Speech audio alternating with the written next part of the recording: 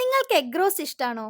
എങ്കിൽ സിമ്പിൾ ആയ ഒരു special egg roast recipe try ചെയ്താലോ? ആദ്യം മസാല റെഡിയാക്കാൻ ഒരു കടായിലേക്ക് മല്ലി, ചെറിയ ജീരകം, വലിയ ജീരകം, ഉലുവ, കുരുമുളക് പിന്നെ ഈ ഹോൾ സ്പൈസസ് ഇട്ട് നല്ലോണം വറുത്തെടുക്കാം. ഇനി ഇതൊരു മിക്സി ജാറിലിട്ട് അതിലേക്ക് വെളുത്തുള്ളി, കുതിർത്ത് വെച്ച കശ്മീരി മുളക്, വാളൻ പുളി, ഇച്ചിരി ശർക്കരയും ചേർത്ത് ഇതുപോലെ നല്ല മഷിയായി അരച്ചെടുക്കാം. മെഷർമെന്റ്സ് എല്ലാം ഞാൻ താഴെ കൊടുക്കാട്ടോ. കടായിലേക്ക് കുറച്ച് എണ്ണയും കുറച്ചധികം നെയ്യും ചേർത്ത് ചൂടായ ശേഷം നല്ല ഫ്രഷ് കറിവേപ്പിലയും ചെറുതായി അരിഞ്ഞ സവോളയും ചേർത്ത് നല്ലോണം വഴറ്റണം. ഈ സമയത്ത് കുറച്ച് ഉപ്പ് ചേർത്ത് കൊടുക്കണേ.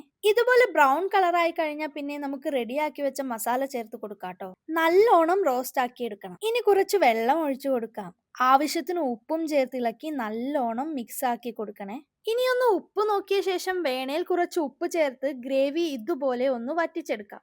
ഇനിയിപ്പോൾ ഇതിലേക്ക് മുട്ട ചേർത്ത് മിക്സ് ആക്കി നല്ല റോസ്റ്റ് പരുവമായാൽ സ്റ്റവ് ഓഫ് ചെയ്യാം.